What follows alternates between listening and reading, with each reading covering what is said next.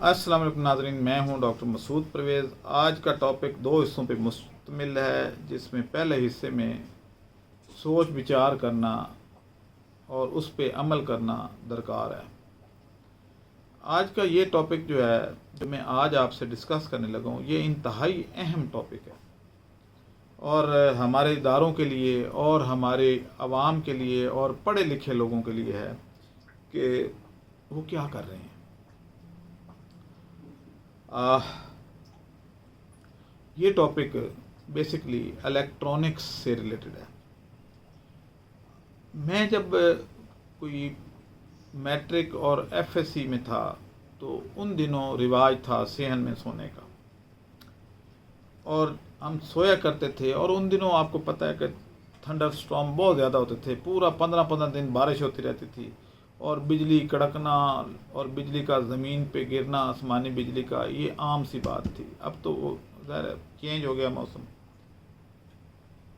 اس وقت میں یہ سوچا کرتا تھا کہ یہ جو بجلی آسمان سے ہوا میں ٹریول کرتی ہوئی زمین تک پہنچتی ہے، تو اس کو ہم کنٹرول کیوں نہیں کر سکتے؟ کیونکہ وہ ایسا دور تھا کہ ابھی 71 کی جنگ کوئی 8-10 سال پہلے ہوئی تھی، اور تقریباً 10 سال پہلے، اور ابھی ترانے ترونے وہ بجا کرتے تھے، جنگی ترانے، اور عوام کا لہو ابھی گرم تھا، ساتھ میں جنگی قیدی بھی نئے نئے چھوٹ کے آئے تھے، تو وہ جنگی ترانے ایسے تھے کہ خون گرما دیتے تھے۔ تو اس وقت یہ میں سوچا کرتا تھا کہ اگر یہ بجلی جو آسمان سے گرتی ہے، اس کو اگر انسان کنٹرول کر لے تو میرا یہ خیال ہے کہ ہر ملک اپنا دفاع آسانی سے کر پائے گا۔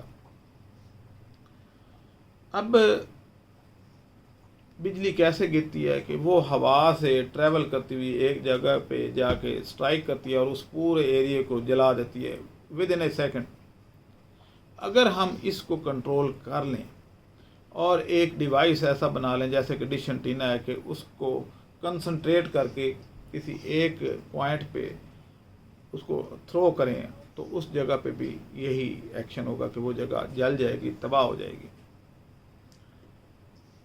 اب یہ ٹیکنالوجی ہماری عوام کو اس پہ سوچنا چاہیے تھا۔ چلیں عوام تو چھوڑ دیں، عوام نے جو ہمارے انجینئرز ہیں، ہماری یونیورسٹیز ہیں، وہ کیا کر رہی ہیں؟ انہوں نے اس پہ کبھی سوچا ہی نہیں ہوگا کہ یہ بھی ٹیکنالوجی ایک ہے۔ اصل میں اللہ تعالیٰ آپ کو نشانیاں دیتا ہے۔ ہمارے دین میں، بلکہ قرآن پاک میں یہ موجود ہے کہ عقل مندوں کے لیے اس دنیا میں نشانی ہے۔ یا تو ہم سرے سے پورے پاکستان میں کوئی عقل مند ہے ہی نہیں، اور اگر ہے تو پھر وہ کیوں نہیں سوچتا؟ ہمارے ادارے کیا صرف تنخواہ لینے کے لیے بنے ہیں؟ کیا ہم اسٹوڈنٹس کو نئی راہیں نہیں دکھا سکتے؟ اسرائیل نے اس پہ کام کیا، اور آج وہ آپ دیکھتے ہیں کہ بجلی گھر ہوا سے وہ ایک بجلی گھر کو بند کر دیتے ہیں دوسرے ملک میں۔ یعنی انہوں نے اس ٹیکنالوجی پہ، یہ جو ویو ٹیکنالوجی ہے، اس پہ کنٹرول کر لیا۔ ہم کیوں نہیں کر سکتے؟ صرف اس لیے کہ ہم ان باتوں پہ سوچتے ہی نہیں ہیں، ہمارا عقیدہ ہی نہیں ہے ان پہ کہ ہم یہ کام کر سکیں گے۔ باقی رہی کہ اثر جو ہے وہ کوئی اس طرح کے نام نہاد علماء تو نہیں، خیر وہ ہوتے، وہ تو ایک مولوی ٹائپ یوں کہہ لیں کہ وہ فتویٰ لگا دیں گے کہ یہ حرام ہے ٹیکنالوجی۔ لیکن اسرائیل نے اس کو حرام نہیں سمجھا اور پوری دنیا پہ راج کر رہا ہے۔ یہ ٹیکنالوجی مشکل ضرور ہوگی، لیکن ایک دفعہ کلو ہاتھ آنے کی دیر ہے، پھر یہ بنائی جا سکتی ہے، اور جب یہ بن جائے گی تو ہر ملک کا دفاع جو اس کو بنا لے گا، اس کا دفاع ناقابل تسخیر ہوگا۔ مثلا ایک جہاز اوپر سے ٹریول کر رہا ہے، اور نیچے سے اگر اس کو بجلی پھینکی جائے اور اس کو آگ لگ جائے، تباہ ہو جائے، تو کوئی جنگی جہاز دوسرے کی وائلیشن نہیں کرے گا، اور ساری دنیا امن کا گہوارہ بن جائے گی، کیونکہ پتہ ہوگا کہ جو جائے گا وہ مارا جائے گا۔ خلا تک یعنی کیا جا سکتا ہے اس کو، ہوا میں، یعنی بادل جو ہے وہ بہت اونچے ہوتے ہیں، لیکن بادلوں سے بجلی اگر زمین سے ٹکرا سکتی ہے اور تباہ کر سکتی ہے تو نیچے سے بھی بادلوں کی ہائٹ سے یا اس سے اوپر تک جہاز کو تباہ کیا جا سکتا ہے. لیکن سوچے کون؟ کیا سوچنا گناہ ہے؟ اور اگر یہ گناہ ہے تو پھر یہ گناہ کر گزریں، خدا را یہ گناہ کر گزریں. سوچیں کچھ. انجینئرز کا یہ کام ہے. میں تو ایک میڈیکل سائنسز کا عام سا ڈاکٹر ہوں. میں اگر یہ سوچتا ہوں، آلدو کہ ہے یہ مفروضہ ہے، ہائپوتھسس ہے ابھی، لیکن پہلے مفروضہ ہی ہوتا ہے. ہر ریسرچ سے پہلے وہ ایک مفروضہ ہوتا ہے یا ہائپوتھسس ہوتی ہے. بعد میں اس ہائپوتھسس کو ٹیسٹ کیا جاتا ہے اور کوئی نئی چیز بن جاتی ہے. ہمارے سائنسدان یہ کیوں نہیں کر رہے؟ ہماری یونیورسٹیاں اس پہ کیوں غور نہیں کر رہی؟ کیوں ہم کوئی ایسی ٹیکنالوجی نہیں بناتے کہ ہمیں فوج کی ضرورت نہ رہے، ہمارے فوج کے اخراجات کم ہو جائیں؟ ہمارے سائنٹسٹ کو یہ کرنا چاہیے کہ تھوڑی فوج ہو لیکن طاقتور ہو. غزہ میں کیوں مار کھا رہے ہیں؟ کیونکہ ٹیکنالوجی نہیں بنائی ہی نہیں ہے. اسرائیل نے ٹیکنالوجی بنا لی، یعنی اتنے زیادہ عرب ممالک، مسلمان ممالک مل کے بھی اس کو نہیں ہرا سکتے صرف ٹیکنالوجی کی وجہ سے. میرے بھائی اس پہ سوچیں اور ہمارے ادارے اس پہ سوچیں اور آج ہی سر جوڑ کے بیٹھیں تو یہ کام ہو جائے گا. چلیں خیر، اگلی ٹیکنالوجی میں بتاتا ہوں. مائکرو ویو ہر گھر میں ہے. سب کو پتہ ہے کہ ایک بلب لگا ہوتا ہے اور وہ اس کے سامنے جو چیز پڑی ہوتی ہے وہ اس میں سے ریز پاس کر کے اس کو گرم کر دیتا ہے.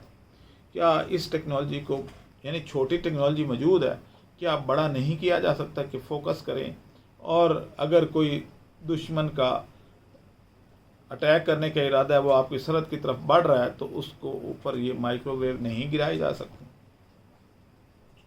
ہو سکتا ہے میں غلط ہوں، ہو سکتا ہے، لیکن سوچ تو رکھتا ہوں. اور پہلے سوچ رکھی جاتی ہے تو کچھ نہ کچھ بنتا ہے. جب سوچنا ہی نہیں ہے تو ٹیکنالوجی کیسے بنے گی؟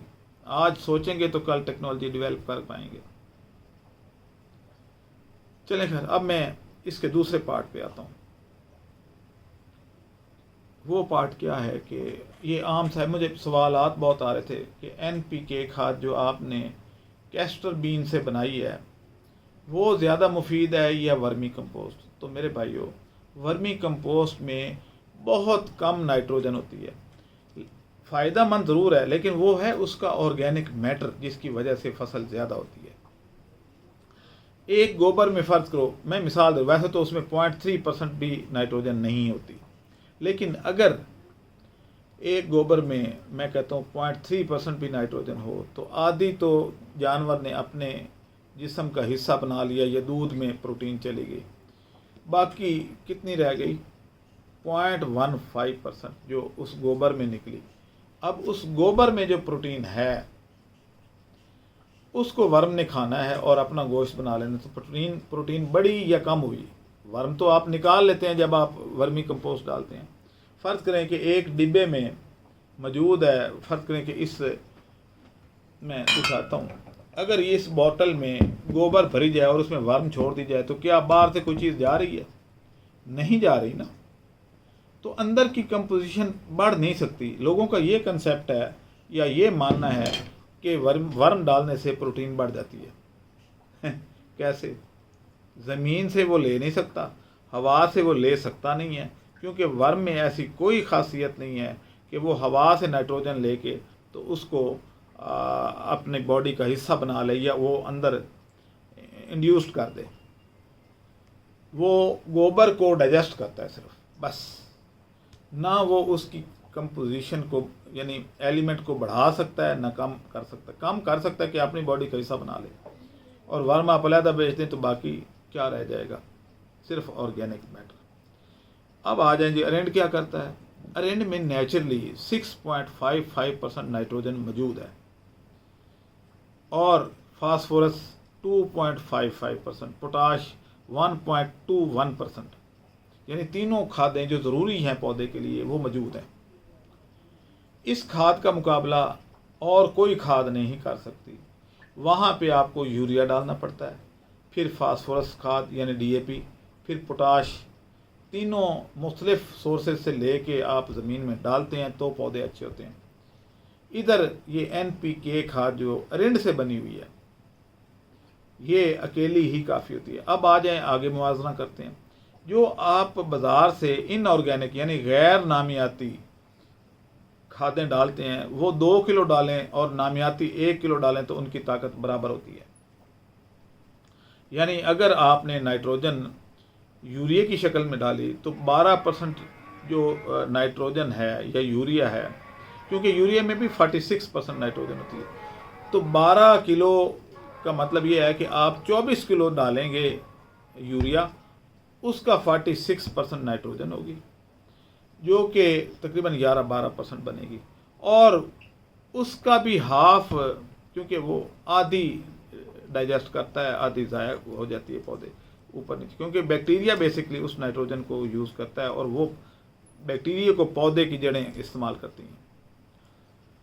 DAP में भी यही है। इनऑर्गेनिक सोर्स से लिया हुआ फास्फोरस टोटली हज़म नहीं होता। रॉक फास्फेट डाल के देख लें, यानी आप 2 किलो रॉक फास्फेट डालेंगे तो वो 1 किलो हड्डियों के बराबर होगी। यानी फास्फोरस जो हड्डियों से आ रही है और जो रॉक फास्फेट पत्थरों से आ रही है उनमें ये फ़र्क होता है, बल्कि इससे भी ज़्यादा फ़र्क होता है, लेकिन चलें हम इतना कर लेते हैं। पोटाश जो है इसमें पहले से मौजूद है, तो वर्मी कंपोस्ट से इसका कोई मुवाजना ही नहीं है। और वर्मी कंपोस्ट जो है उसमें तो सिर्फ बहुत थोड़ी थोड़ी चीज़ें, सिर्फ ऑर्गेनिक मैटर उसका फ़ायदेमंद है। इधर ये सारा का सारा ऑर्गेनिक मैटर भी है, पोटाश भी है, DAP यानी फास्फोरस भी है और नाइट्रोजन भी है और साथ में माइक्रो मिनरल्स भी हैं। तो कौन सा बेहतर हुआ? मेरे ख्याल में अब आपको जवाब मिल गया होगा, जो आप मेरे से बार बार सवाल कर रहे थे कि किसानों के लिए कौन सा बेहतर है। फिर ये जो 3000 का बैग है इसका NPK खाद जो अरिंड से बना हुआ है, ये ज़बरदस्त चीज़ है। कैसे कि टोटली ऑर्गेनिक है, सस्ता है, किसानों की भलाई के लिए। फिर 3 बोरियां अलग-अलग वक्फे से लाना कैरेज ही इतना चढ़ जाएगा। फिर किसान की अप्रोच से बाहर है DAP लेना, तो ये उसकी अप्रोच में, और आपके ज़मीन का ऑर्गेनिक मैटर भी बढ़ा देती है। यानी ऑर्गेनिक मैटर इसका और वर्मी कंपोस्ट का बराबर है, दोनों उस मुकाबले में बराबर है, लेकिन जो इसमें आपकी फास्फोरस और पोटाश और नाइट्रोजन ज़्यादा है वो एडिशनल है आपको। इसलिए मेरे भाइयों, NPK खाद, ऋण की NPK खाद इस्तेमाल करें और अपने आप को खुशहाल करें। अगर ये कमज़ोर होती या इसकी अफादियत ना होती तो इंडिया में इतनी ज़्यादा क्यों बिक रही है? इंडिया एक्सपोर्ट क्यों कर रहा है? पुर्तगाल में क्यों इस्तेमाल हो रही है? यूरोप में है ना पुर्तगाल, बहुत एग्रीकल्चर कंट्री, यूरोप का सबसे ज़रई और बड़ा मुल्क ज़रई मामला में पुर्तगाल है, वहाँ क्यों इस्तेमाल हो रही है?